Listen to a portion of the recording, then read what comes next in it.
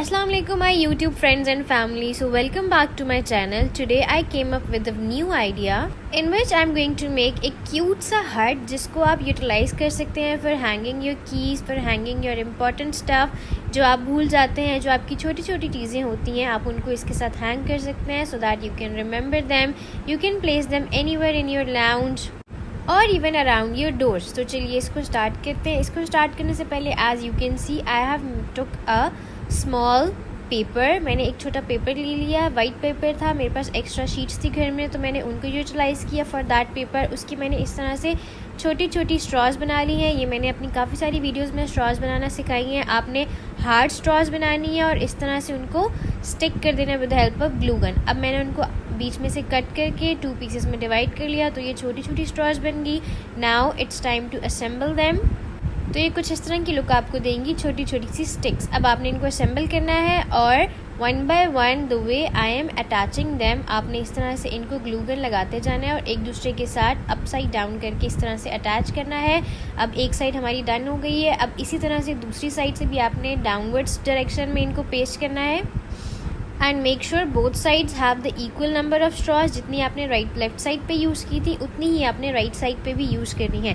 अब आपने इस तरह से 2 स्ट्रॉज ले लेनी है और उसके साथ थर्ड वन अटैच करनी है. ये हमारी ऊपर की बेस रेडी हो रही है.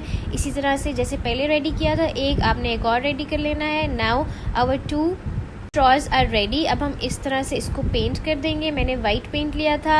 आई am taking and using the simple paint. आप एक्रेलिक पेंट भी यूज़ कर सकते हैं, उससे ज़्यादा अच्छी कवरेज आएगी.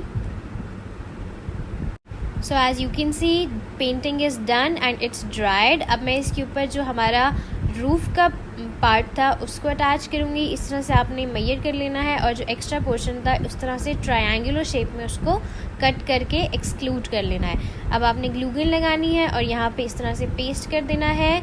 Now I am taking the second one. इसी तरह से इसको भी ट्रायंगुलर शेप में कट कर देना है और यहाँ पे ग्लू गन लगा के आपने इसके साथ इसको अटैच कर देना है. तो ये आप देख सकते हैं खूबसूरत सी हट की शेप बन चुकी है. Now you can adjust it. जहाँ जहाँ पे आपको फील हो रहा था वहाँ से एडजस्ट कर लें. अब एक बड़ी स्ट्रॉ लेनी है और इस तरह से हट के साइज़ के अकॉर्डिंग उसको कट कर लेना है and then I am going to paste it here. Now I am taking another one. ये मुझे छोटा साइज़ लग रहा था तो एक और बड़ी स्ट्रॉ ले लें. इसी तरह से उसका साइज़ भी मेजर करें और कट करके आपने सेम लाइक अबव यहाँ पे इसको अटैच कर देना है.